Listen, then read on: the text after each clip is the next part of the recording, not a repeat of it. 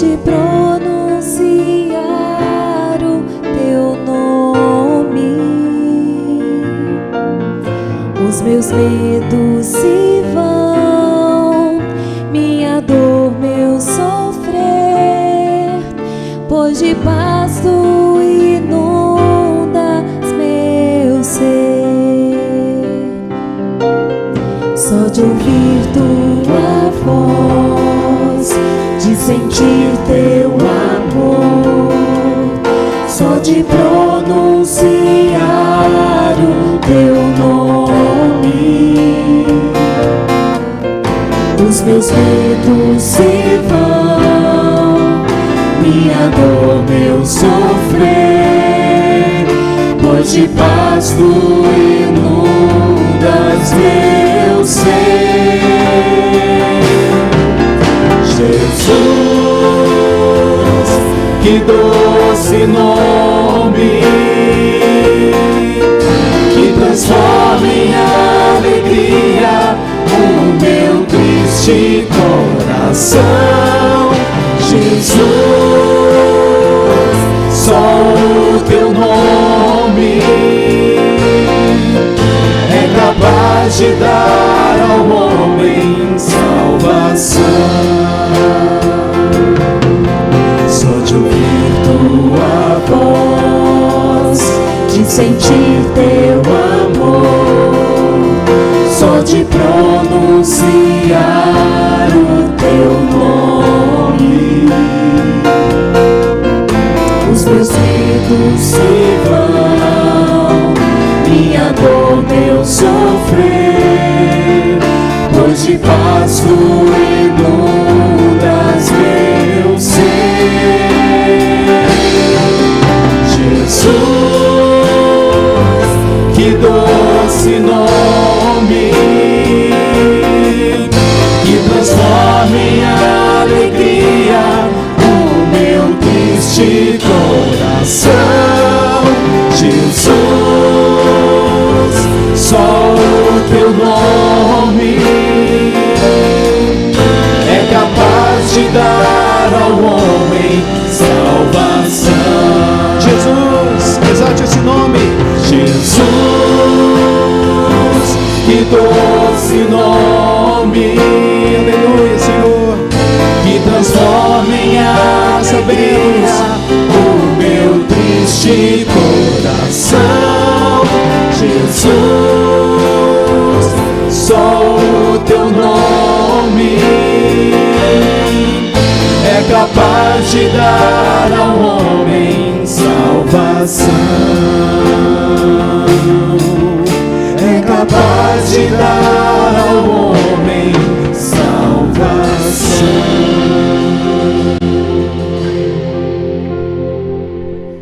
Que a paz, a bênção, a vida desse Jesus seja sobre nós. Amém. Abra o texto de Isaías, capítulo 42. Essa é uma profecia messiânica que fala sobre Jesus.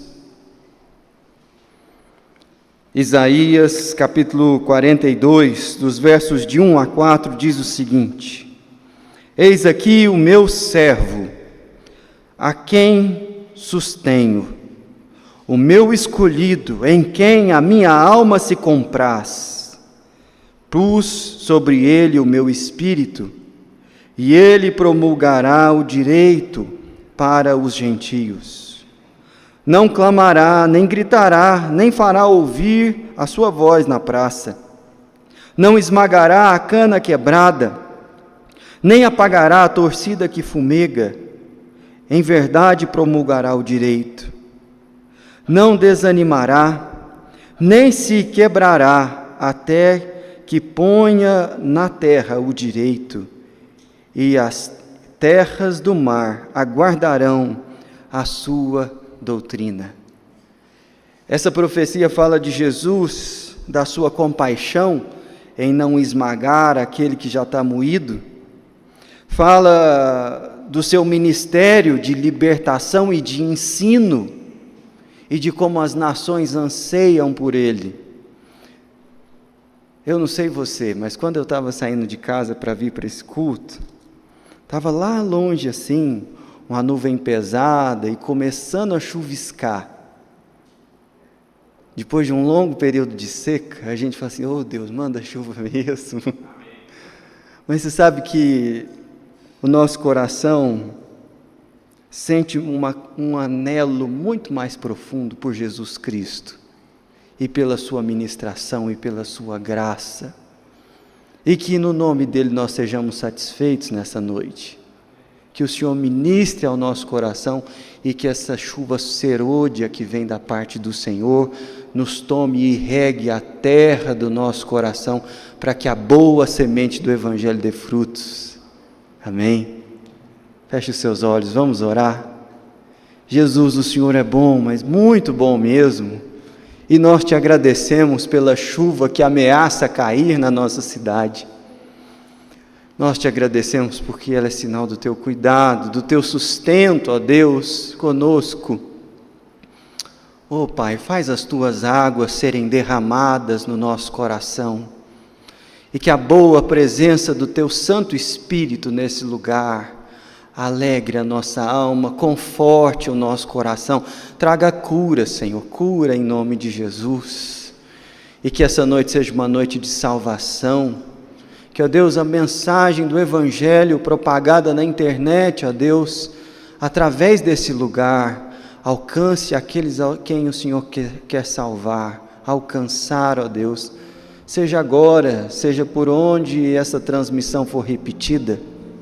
Mas nós te pedimos, ó Deus, que o Senhor se manifeste no nosso meio com bondade, cumprindo a profecia que acabamos de ler, para que o teu ensino, a tua doutrina, seja, Senhor, assimilada pelo nosso coração, e nós possamos, ó Deus, viver mais de Ti. Em nome de Jesus que nós Te honramos nessa noite. Amém. Coloque-se de pé, vamos continuar adorando ao nosso Deus que está no controle de todas as coisas.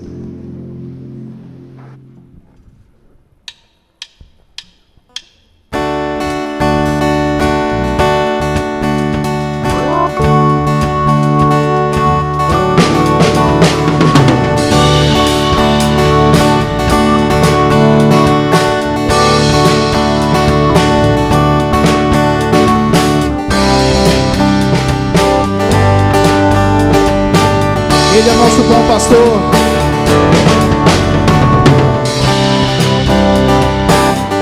Louvemos este nome.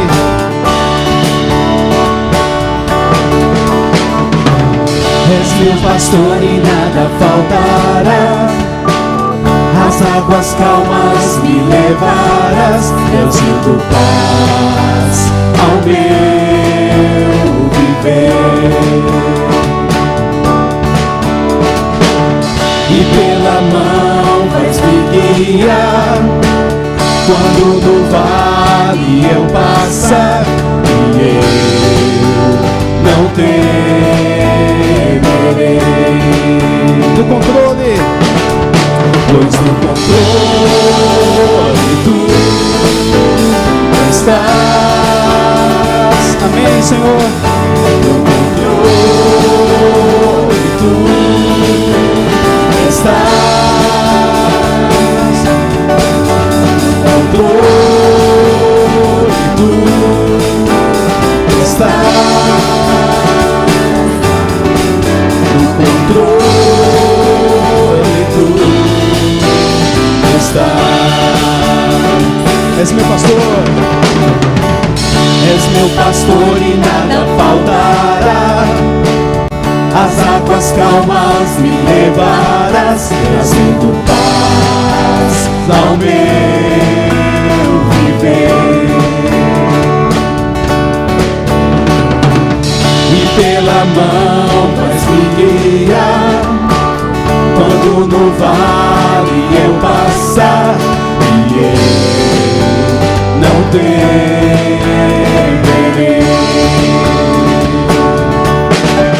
Pois no controle tu estás,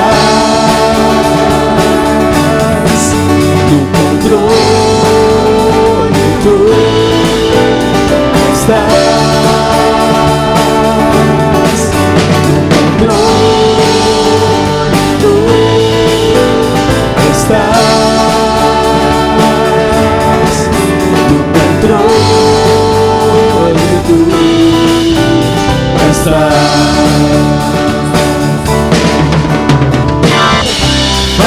tudo cooperar para o bem, pois um plano soberano tens e tu sabes quem eu sou. E criaste o que sou, e tu me amas como eu sou, e tu me amas como eu sou. No controle tu estás, no controle tu estás, no controle nós cremos, Senhor, estás, domina as nossas vidas, ó Pai, no controle tu estás.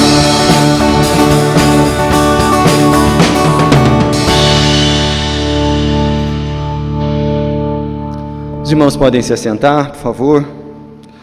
Alguns comunicados para que você esteja ligado aí na programação da nossa igreja.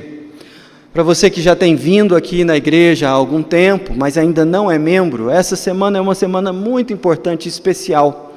Isso porque na terça-feira, dia 22, às 7h, nós teremos uma reunião do conselho especial para um bate-papo com você que quer se tornar membro da nossa igreja. Se você ainda não é batizado, ou não fez a sua pública profissão de fé, ou está vindo de uma outra igreja evangélica, ou de uma outra religião, nós queremos conversar com você para falar sobre os fundamentos e as bases do que significa ser membro da igreja. E isso vai acontecer na próxima terça-feira, às 7h. Essa reunião não vai ser aqui no templo, ela vai ser no prédio de educação, no primeiro andar. E você está convidado a estar conosco, se você ainda não é membro e já tem frequentado há algum tempo essa igreja.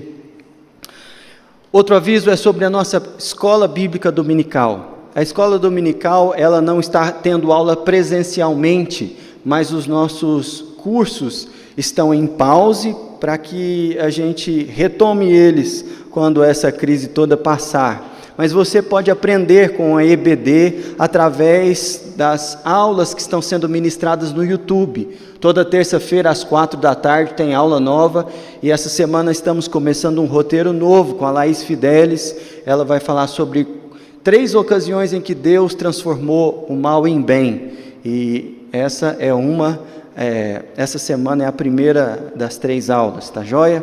O último aviso que eu gostaria de falar aqui com vocês, meus irmãos, é sobre o nosso culto presencial. Nós temos muitas vagas ainda, e se você está em casa e não faz parte do grupo de risco, está acompanhando esse culto, saiba que você pode e deve estar aqui.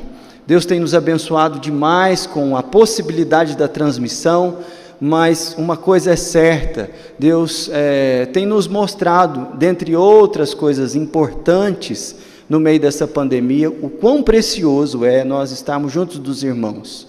Por isso, não perca as oportunidades que você tem de estar aqui. Nós pedimos que os irmãos que são do grupo de risco, que permaneçam em casa nesse momento, não só com relação ao culto, mas no cotidiano da vida. E vocês que estão aqui, prestem bastante atenção nas nossas regras de convivência aqui nesse lugar. Nós temos aí no banco sinalizado qual é o lado que você deve sentar. Por favor, permaneça de máscara o tempo todo. E a questão do álcool em gel e todas essas coisas vocês já estão acostumados, né? Parecendo aqueles avisos de em caso de despressurização do templo, máscaras cairão na sua frente, nós temos a saída aqui, afivele bem os cintos, tá bom? Mas é isso, gente, nós vamos continuar adorando ao nosso Deus, mesmo assentado em espírito de adoração.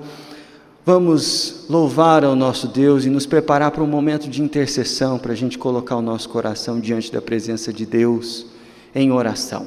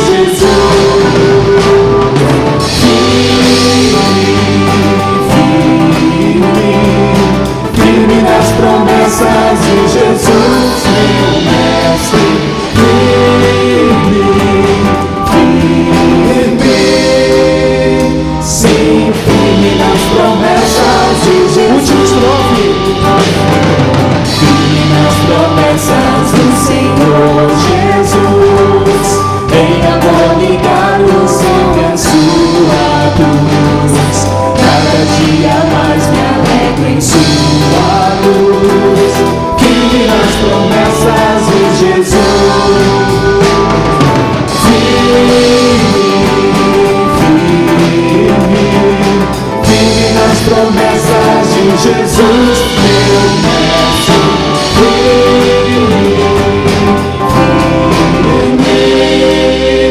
sim, firme nas promessas em Jesus.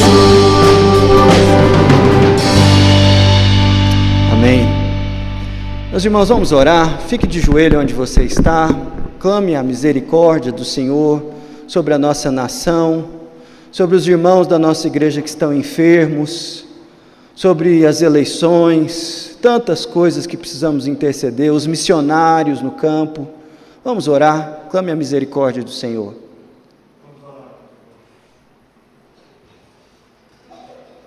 Senhor Deus, nós queremos, como povo do Senhor, Pai, nos colocar diante do Senhor nesse momento, ó Deus, onde estamos isolados, ó Pai. Muita gente tem tido sede do Senhor, ó Pai, sede na vida, sede, ó Deus, por achar algo que só o Senhor pode dar ao coração dessas pessoas, ó Deus.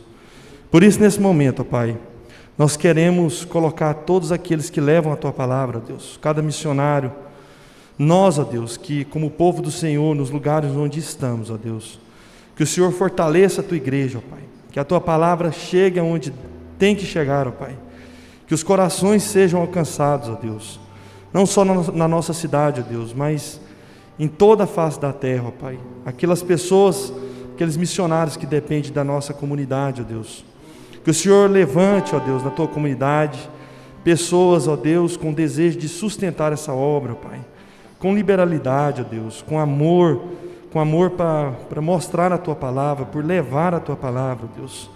Nós sabemos, ó Deus, que só a Tua palavra, ó Deus, é capaz de transformar o homem, ó Deus, é capaz de transformar o coração do homem.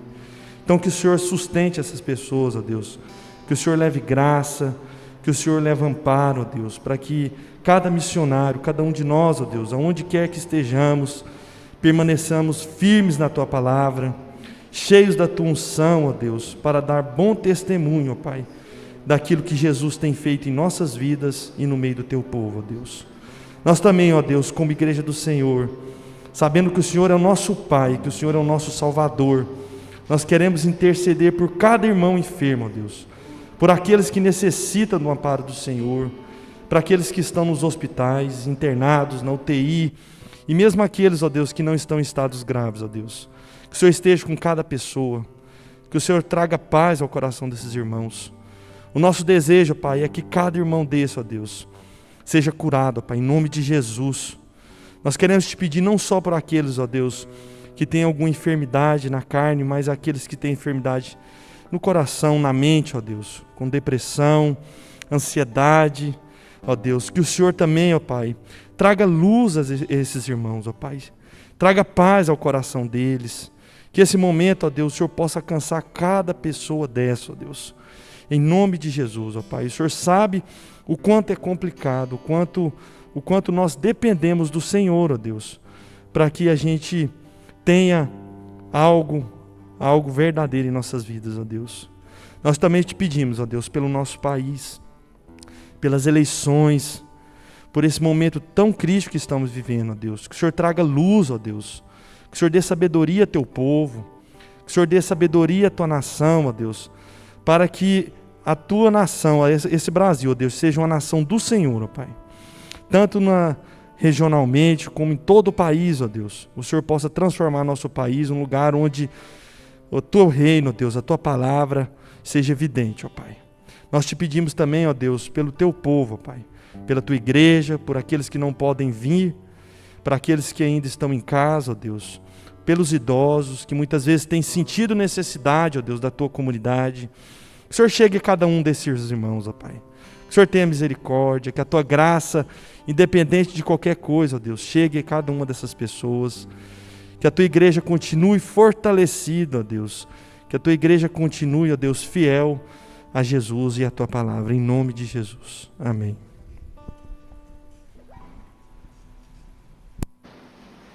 Amém, glória a Deus. Nós vamos continuar louvando o Senhor.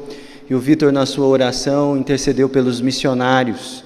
Você pode, não somente orando, contribuir com a obra missionária, mas também através de dízimos e ofertas. Nessa próxima música nós vamos consagrar ao Senhor os nossos dízimos e as ofertas, tanto de maneira online, através de transferências nos dados das contas da igreja que vão aparecer aí, como também presencialmente.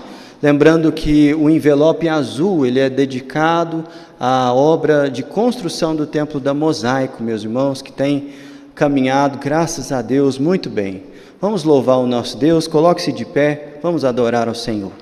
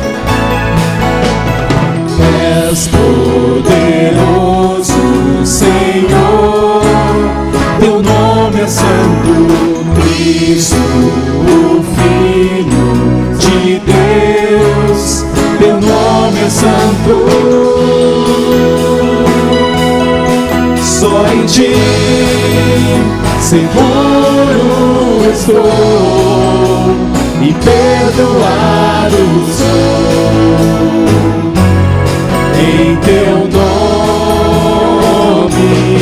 Só em ti tudo posso sofrer e permanecer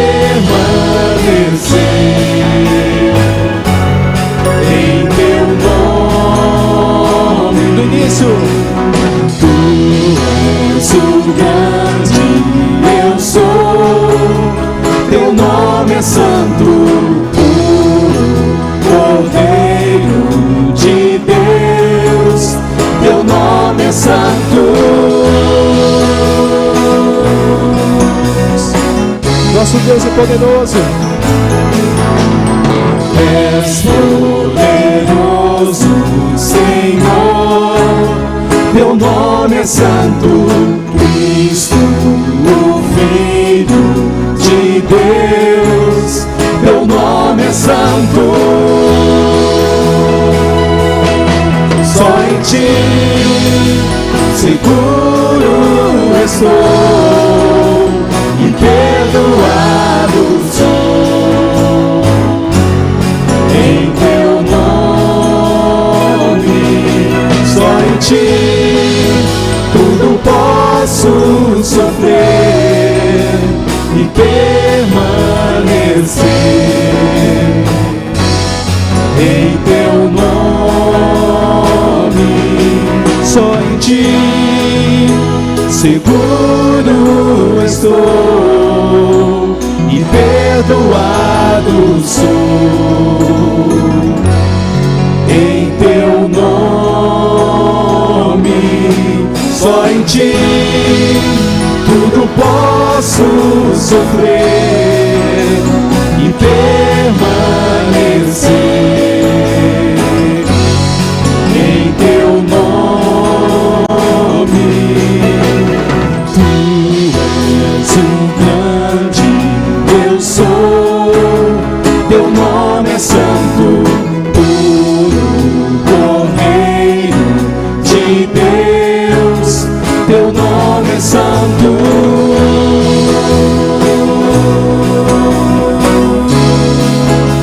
Teu nome é santo.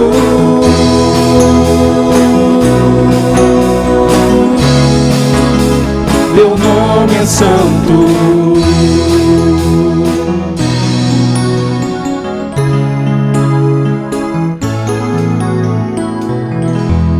Amém. Oremos ao Senhor. Ó Deus, como é bom proclamar, ó Deus, com as nossas vozes, ó Pai, a tua santidade. Como é bom, ó Deus, realmente declarar que nós confiamos em Ti, ó Deus. Ó Pai, que realmente com o nosso viver nós possamos te louvar, ó Deus, aqui neste lugar e também, ó Deus, onde quer que nós estejamos, ó Pai, que nós sejamos realmente proclamadores, ó Pai, do Teu nome, Senhor. Que o nosso viver realmente possa refugir, ó Deus, a Tua glória, ó Deus. Venha, ó Pai, sobre nós, ó Pai. Tenha misericórdia, perdoa os nossos pecados, ó Deus, e nos santifica, ó Pai, para o Teu louvor, ó Pai. Esta é a nossa oração, em nome de Jesus. Amém, Senhor.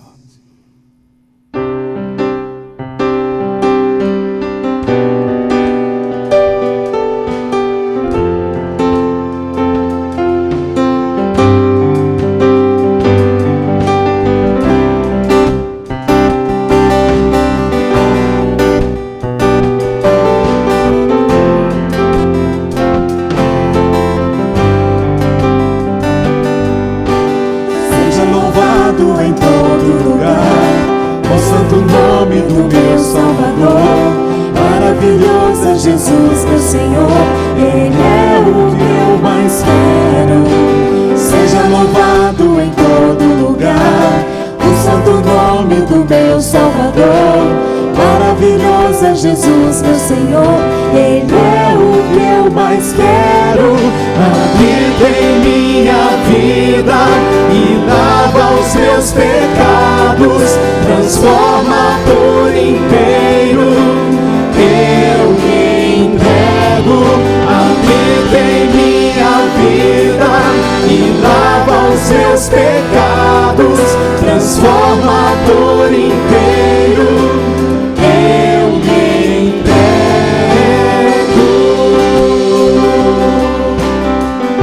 Se você não conhecia essa canção, cante conosco e faça desse cântico uma consagração. Seja louvado em todo lugar o santo nome do meu Salvador. Maravilhoso é Jesus, meu Senhor, Ele é o que eu mais quero. Seja louvado em todo lugar o santo nome do meu Salvador. Maravilhoso é Jesus, meu Senhor, Ele é o que eu mais quero. Habita em minha vida e lava os meus pecados, transforma por inteiro. Que eu me entrego, habita em minha vida e lava os meus pecados, transforma por inteiro. Eu me entrego.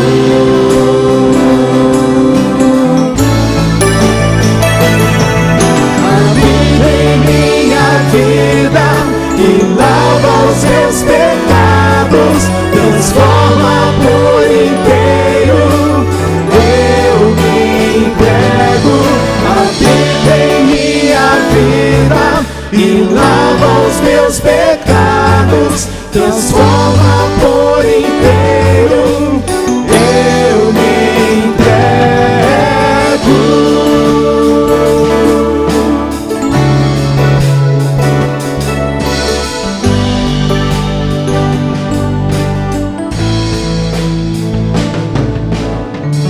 Amém, Jesus. Os irmãos podem se sentar. Abra sua Bíblia em Mateus capítulo 9.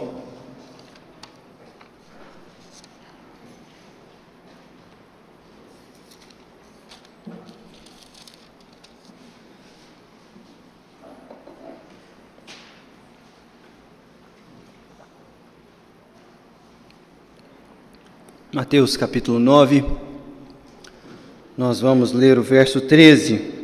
Para isso eu queria pedir a ajuda de vocês para, em voz alta, todos juntos, nós lermos esse versículo. Mateus capítulo 9, o verso 13. Vamos lá? Todo mundo encontrou? Ide, porém, e aprendei o que significa misericórdia quero, e não holocaustos, pois não vim chamar justos, e sim pecadores ao arrependimento. Essa é a palavra do Senhor. Senhor, nós consagramos a Ti o nosso coração, te pedimos que o Senhor nos ensine a sermos misericordiosos. Nós oramos no nome e na autoridade de Jesus. Amém. Imagine-se diante da seguinte situação: uma pessoa muito querida sua, que não crê no Senhor Jesus, mas é sinceramente o seu amigo, a ponto de ter conversas profundas com você. Essa pessoa vira para você e te pergunta o seguinte: o que Deus quer de você? Como que você responde?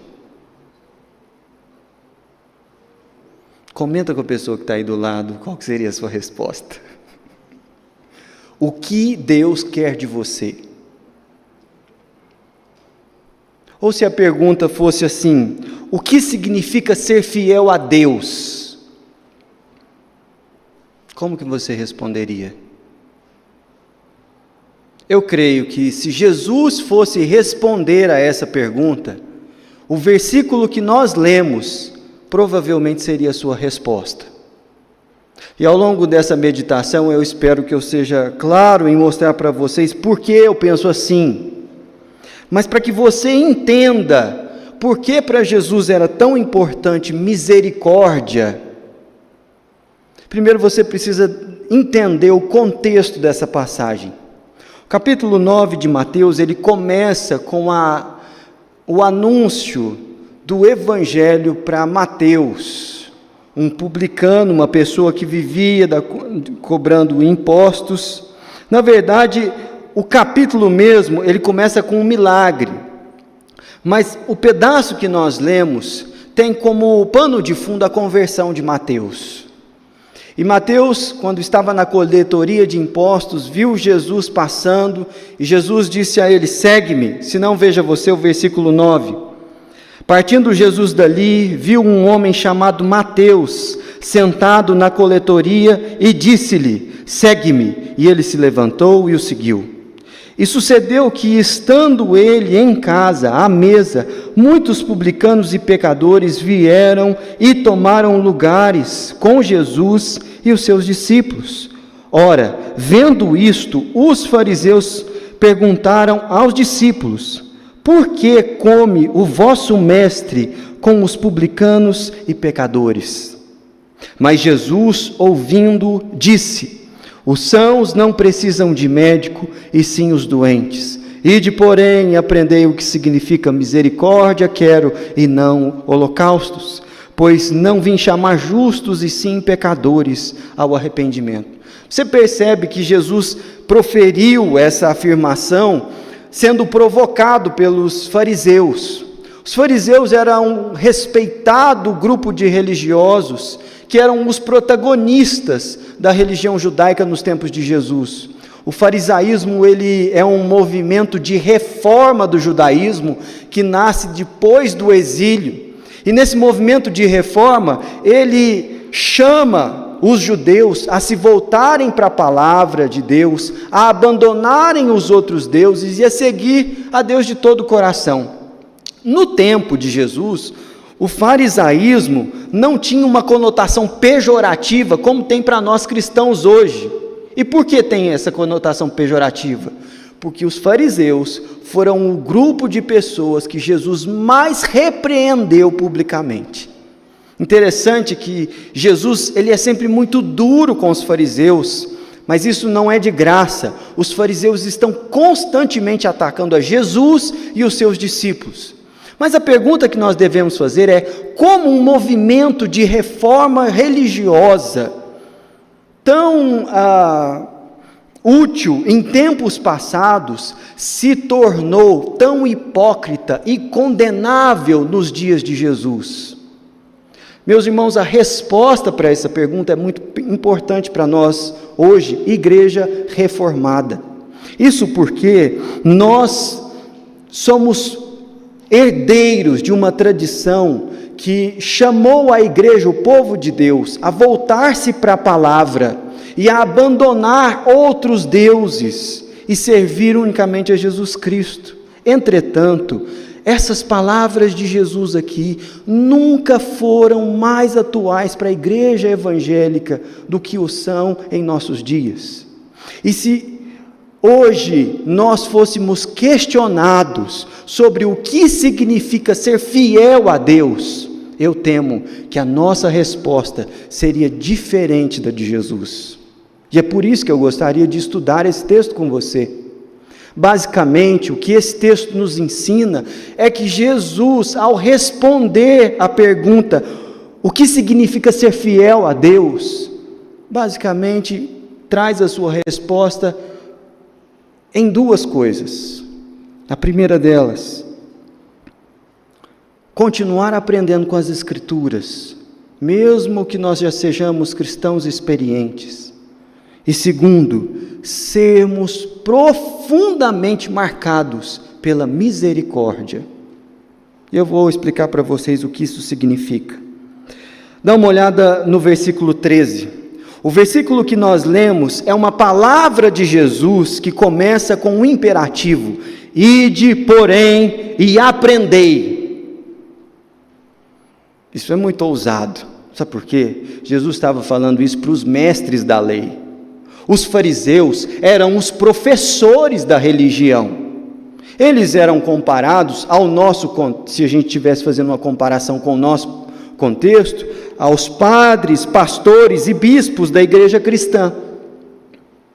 E Jesus vira para eles e diz o seguinte: vocês, a coisa mais importante que vocês precisavam é aprender, porque vocês sabem muito pouco.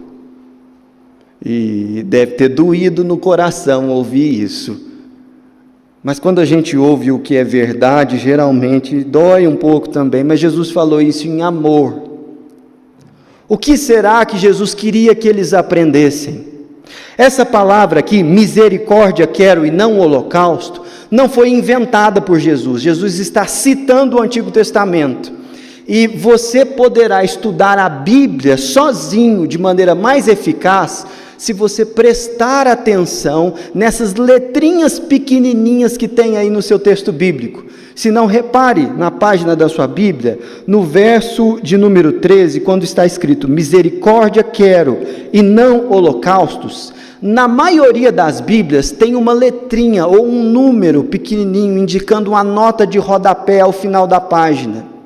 Essa passagem que está aí aponta para Oséias, o capítulo de número 6. Jesus estava dizendo aos fariseus: vocês precisam aprender com a Bíblia. Vocês precisam aprender com a Bíblia.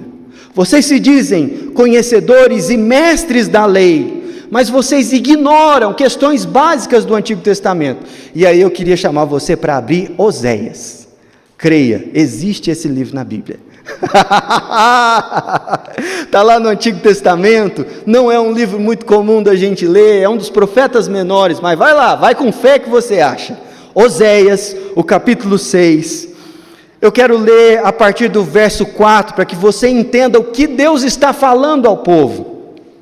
Oséias é um texto muito duro, gente, em que Deus fala ao seu povo, chamando eles ao arrependimento e a voltar-se ao Senhor. O versículo 4 diz o seguinte: o que te farei, ó Efraim? E que te farei, ó Judá?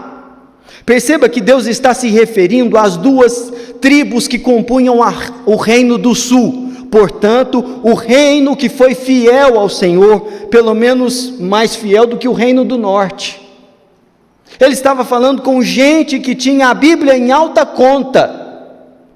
E ele diz o seguinte: porque o vosso amor é como uma nuvem da manhã e como o orvalho da madrugada que cedo passa.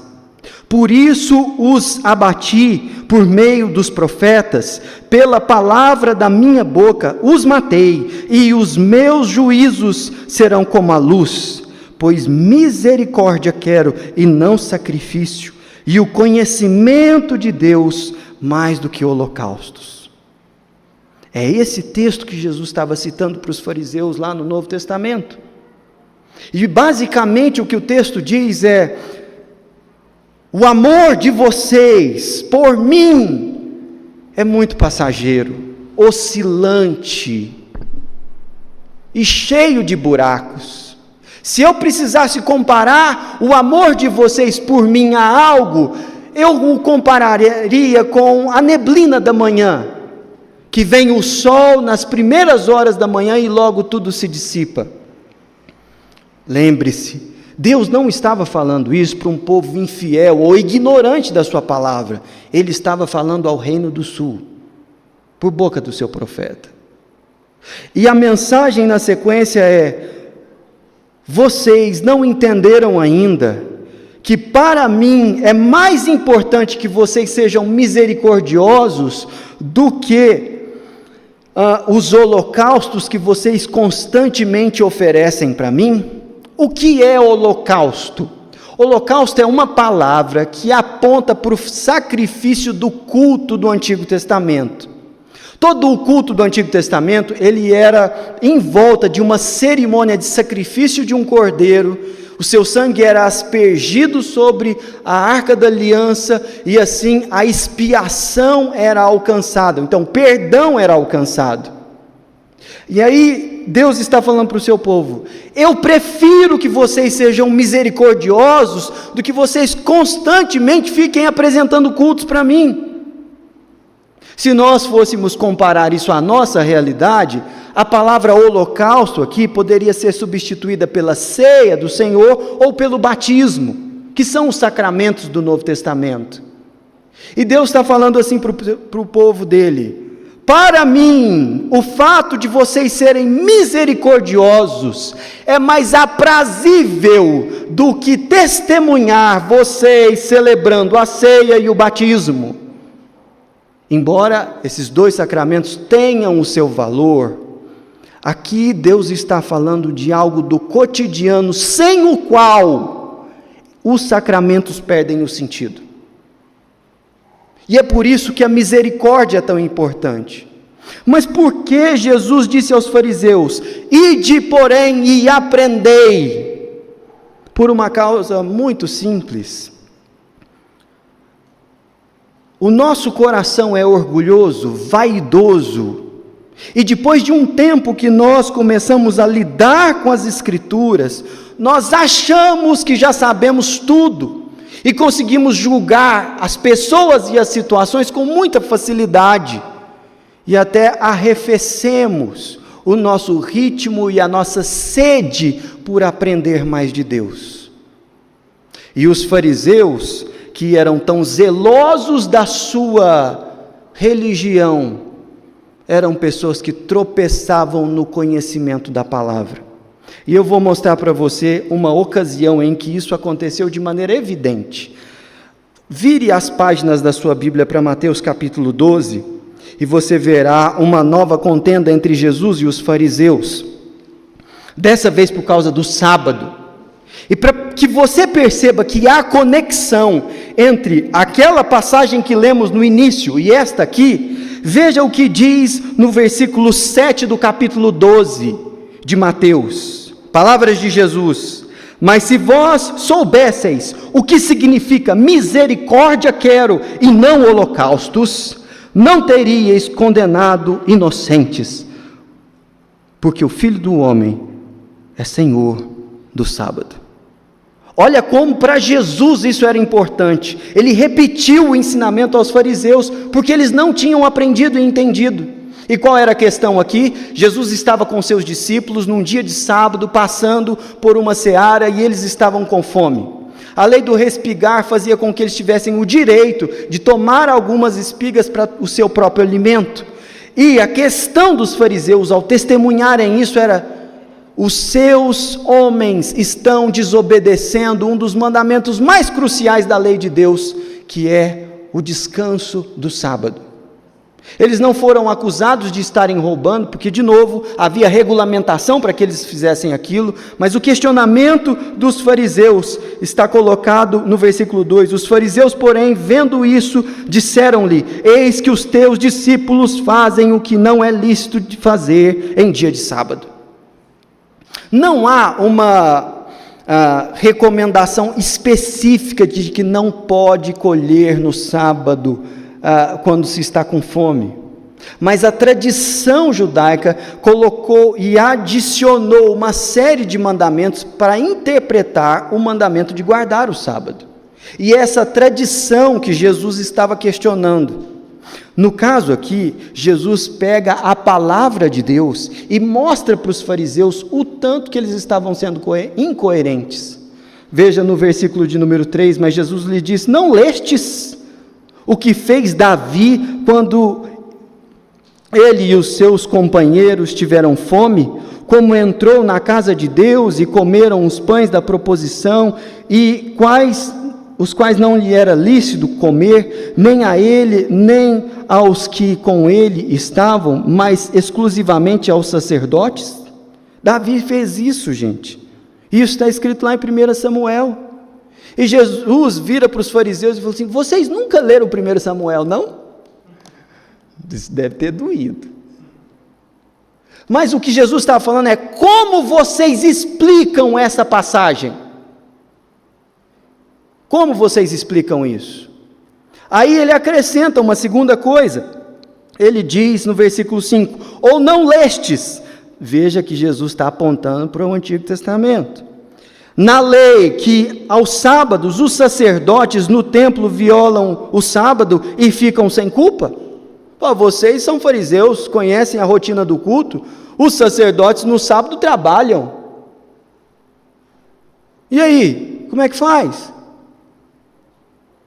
Meus irmãos, embora muitos de nós estejamos há muito tempo nessa igreja, e a nossa denominação seja reconhecida por o ensino da tradição reformada que tenha somente a Escritura como regra de fé e prática, no cotidiano das coisas e nas conversas que nós temos, fica evidente que nós sabemos muito pouco de Bíblia. Muito pouco. E situações e questões pequenas já colocam em xeque a nossa capacidade de explicar questões simples da palavra. É justamente por isso que Jesus vira para os fariseus e: vão aprender. Continuem ensináveis, tenham um coração capaz de reconhecer que é ignorante e que não sabe da maior parte das coisas. A menos, meus irmãos, que esse seja o nosso espírito e a nossa disposição, eu temo que nós sejamos reprovados por Jesus naquilo que é mais importante da fé cristã. E é evidente que a parte mais importante do versículo que nós lemos não é aquela que tratamos até aqui, quando Jesus diz, lá no versículo 13, volta lá, do capítulo 9, ide, porém, e aprendei o que significa, porque é isso que Jesus está mandando aos discípulos. Continuem ensináveis. Mas ele diz o quê? Misericórdia quero, e não holocaustos. Por que misericórdia é tão importante assim? Uma definição simples de misericórdia é agir com compaixão para com a miséria do próximo. Misericórdia é agir com compaixão para com a miséria do próximo. E por que é tão difícil ser misericordioso? Porque nós temos dificuldade de nos compadecer com quem sofre e com quem erra. Essa é a verdade. Nós temos muita dificuldade de fazer isso. E geralmente nós associamos a palavra misericórdia a obras de caridade e assistência a necessitados, o que faz parte do campo semântico da palavra.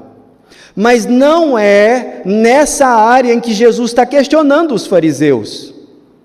Jesus está questionando os fariseus por falta de misericórdia, porque ficou evidente isso nele nos pecados da língua. Se não, veja você o que o texto diz. Sucedeu, estou no versículo 10, que estando ele em casa, à mesa, muitos publicanos e pecadores vieram e tomaram lugares com Jesus e os seus discípulos. Ora, vendo isto, os fariseus perguntaram aos discípulos: por que come o vosso mestre com os publicanos e pecadores? Os fariseus, eles questionaram Jesus e o julgaram de não ser uma pessoa piedosa por estar na companhia de gente que era mal falada na sociedade. Diga-me com quem tu andas e eu direi a você quem tu és. Mas isso não é versículo bíblico, gente. É só um ditado popular. E foi nessa lógica que os fariseus julgaram Jesus. Eles falaram mal de Jesus. E perceba, eles não se dirigiram a Jesus. Eles foram falar com os discípulos. E eles não foram falar com os discípulos reprovando os discípulos. Eles foram reprovar a Jesus. Isso se chama fofoca. Entendeu? Maledicência. Maledicência. E onde a falta de misericórdia encontra ocasião na maledicência? Muito simples. No fato de que o maledicente sente prazer e satisfação na miséria do outro e não compaixão. Falar mal de alguém suscita em nós aquela experiência de o mal está lá, não está aqui.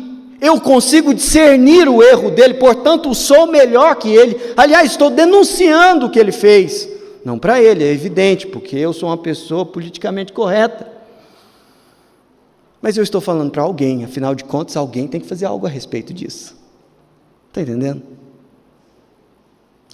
A igreja evangélica no Brasil tem muita facilidade em identificar pecados sexuais e acha que talvez eles sejam os únicos pecados que a Bíblia denuncia.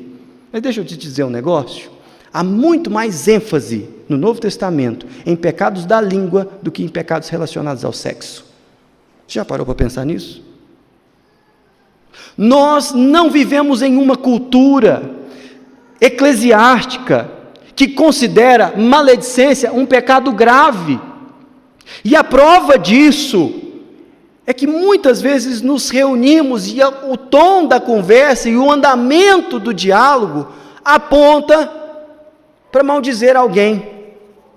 E não falo isso para vocês como se fosse impecável nessa área, porque um dos presbíteros da nossa igreja, um dia, numa conversa que eu estava tendo com ele, eu estava meio bravo, meio indignado, com um erro de alguém, que eu estava já tirando algumas conclusões a respeito do fato, e lá pelas tantas ele estava muito incomodado com a minha atitude, ele virou para mim e falou assim: meu pastor, o fulano não está aqui.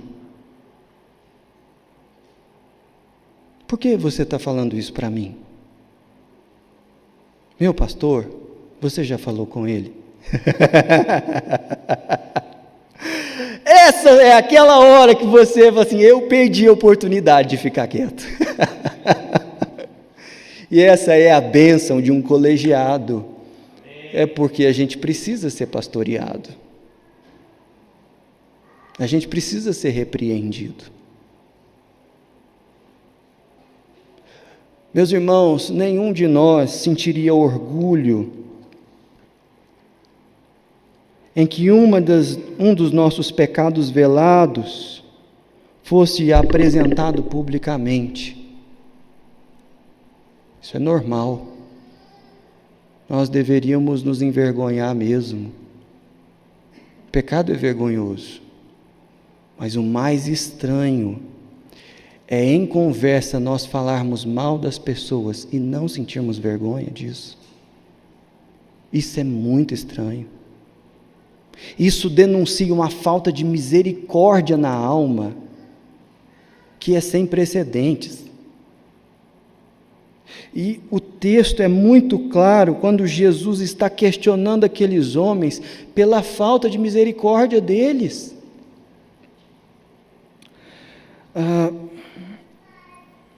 Deixa eu provar para você que maledicência é pecado. Abra sua Bíblia em Tiago capítulo 4.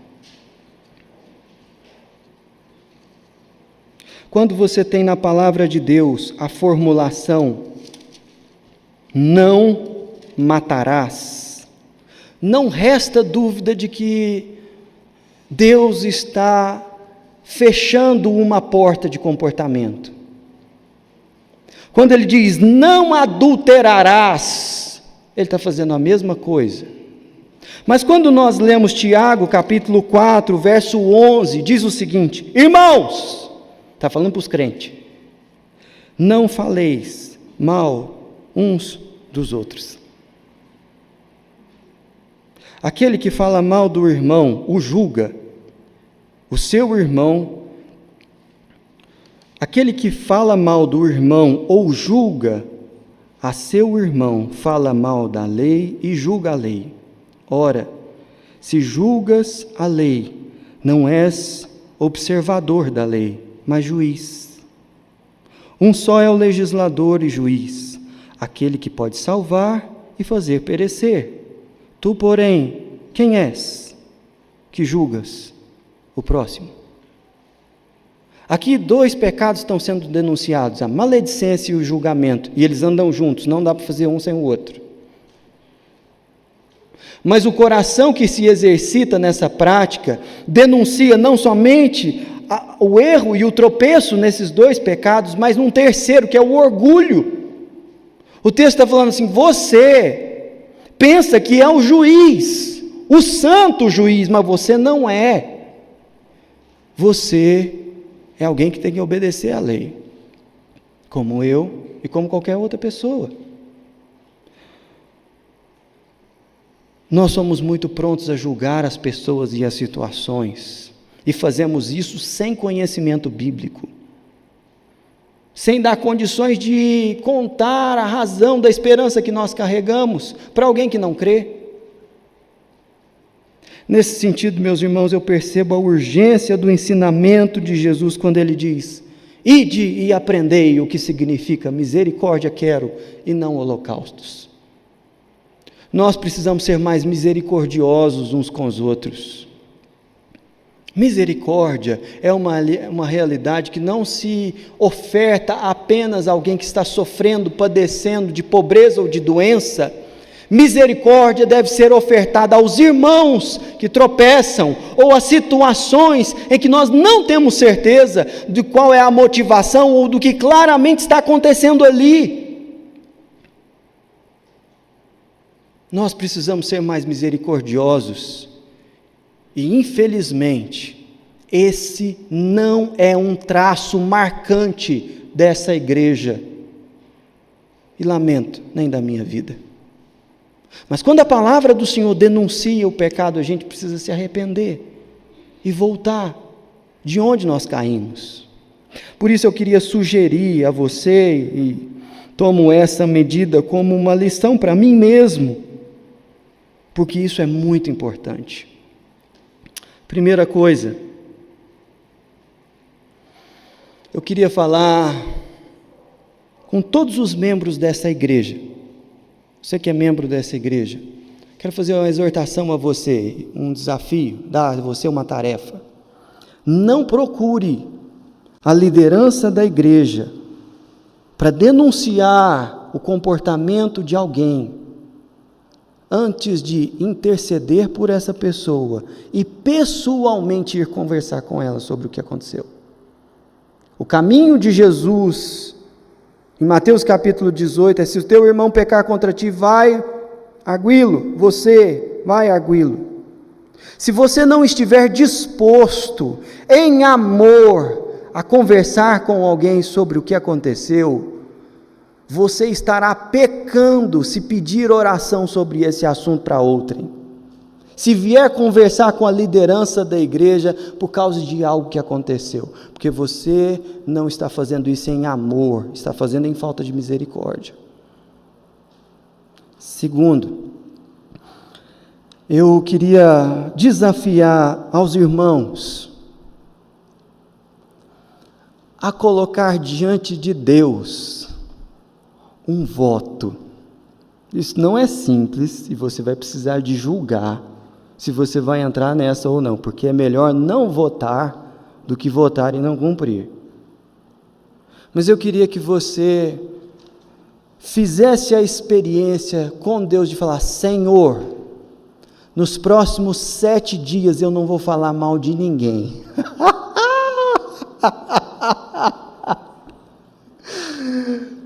Você deu uma risada porque você sabe o tanto que isso é complicado, é complexo, sobretudo num tempo de redes sociais.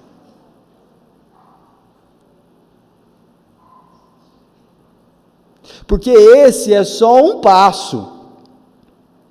Quando você falou mal de alguém, você já julgou ele. Eu nem falei, não julgue ninguém, porque seria inalcançável. Mas eu estou falando assim, faça a experiência de falar o seguinte: Senhor, eu não quero falar mal de ninguém nos próximos 7 dias. E eu queria, Espírito Santo, que o Senhor me lembrasse todas as vezes que eu tropeçar. Você tem coragem de fazer isso? É uma boa para você começar a vigiar a porta da sua língua. Por último, quero fazer a você um desafio de raciocínio, que não foi eu que inventei, mas foi o Schaeffer. Francis Schaeffer, conversando sobre a realidade do coração e da nossa capacidade de julgar os outros e tropeçar nos nossos vereditos, ele disse o seguinte: pare para pensar que o Espírito Santo de Deus tivesse um gravador pendurado no seu pescoço, e todas as vezes que você emitisse um julgamento a respeito do tropeço de alguém, a tecla REC fosse apertada e gravasse aquilo que você disse. No dia do juízo final, Deus chegaria para você e diria a você: olha, eu sei que você estudou muito pouco a minha palavra e não sabia das coisas que eu ensinei para que você vivesse de maneira reta, mas vamos fazer o seguinte, para ser justo com você, eu vou só julgar você pelas coisas que você denunciou nas outras pessoas. Eu vou pegar as coisas que você sabia que eram erradas e que até reprovou nas outras pessoas, e eu vou julgar você, mas detalhe, com o critério que você julgou os outros.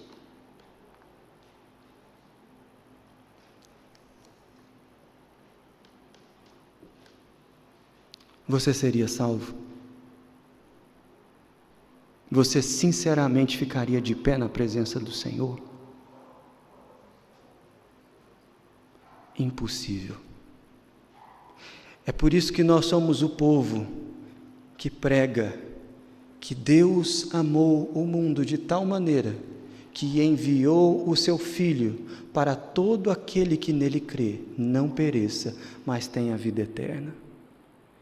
Se você for julgado por Deus, que é santo, pelos seus critérios de justiça, pelos seus, você seria condenado eternamente.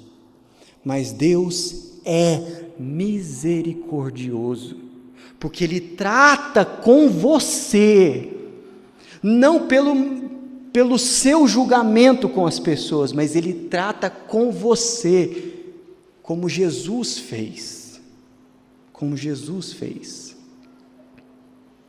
Entregue a sua vida a Jesus, entregue a sua vida a Jesus, porque Ele é o único caminho para salvar você da sua falta de misericórdia.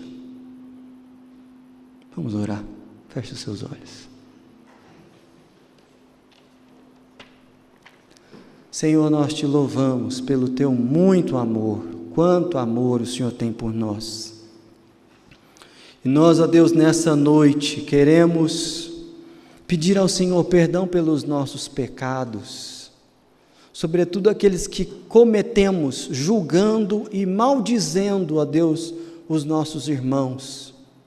Isso já seria uma tremenda ofensa ao Senhor, mas denuncia coisas muito piores na nossa alma: orgulho, falta de misericórdia, falta de compaixão. E, Senhor, nós como igreja queremos ser mais retos no nosso falar.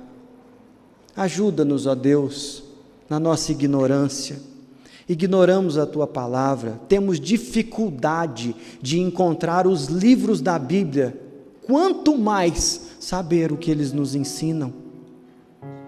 Tem misericórdia de nós, ó Pai, porque mesmo em meio a tamanha ignorância, somos prontos a disparar julgamentos e palavras de condenação àqueles a quem o Senhor resolveu amar, perdoar e fazer, ó Deus, participar da família da fé. Deus, nós te pedimos perdão, porque desmerecemos, ó Deus, os nossos irmãos, ao invés de tratá-los com honra. E quando vemos, ó Deus, que misericórdia é mais importante do que os holocaustos, nós te pedimos, tem misericórdia de nós, tem misericórdia de nós, para que a nossa experiência religiosa não seja hipócrita, farisaica, vaidosa, mesquinha. Nós te pedimos isso no nome de Jesus. Amém.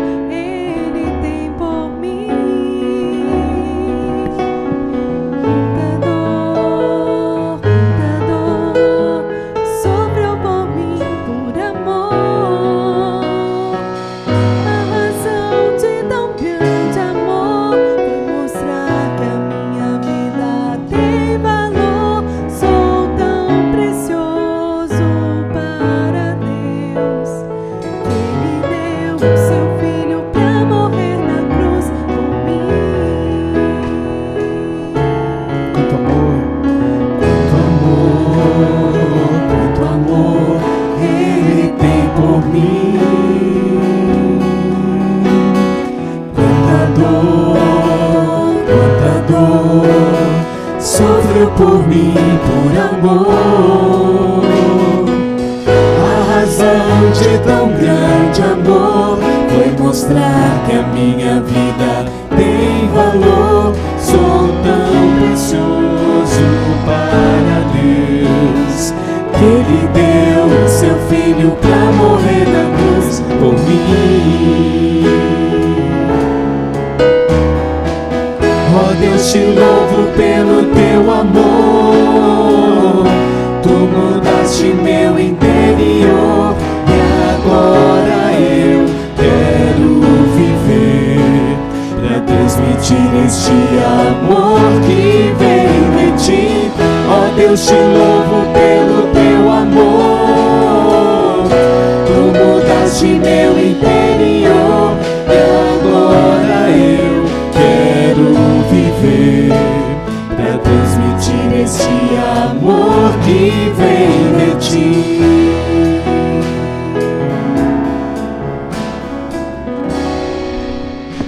Amém. Às vezes a gente dá umas broncas assim, sabe? Mas a mensagem do Evangelho é uma mensagem de amor. E isso é para que você seja mais amoroso, para ser mais parecido com Deus, com Jesus. E sabe de uma coisa? Ele é tão amoroso que Ele come e entra na casa de pecadores, como eu e como você. Por isso, coloque-se de pé e vamos receber a bênção do nosso Deus. Senhor, nós te louvamos pelo teu amor, teu sublime e doce amor que se compadece de nós. E é exatamente o teu amor que nós rogamos sobre o teu povo hoje. Ó Pai, derrama do teu amor sobre nós.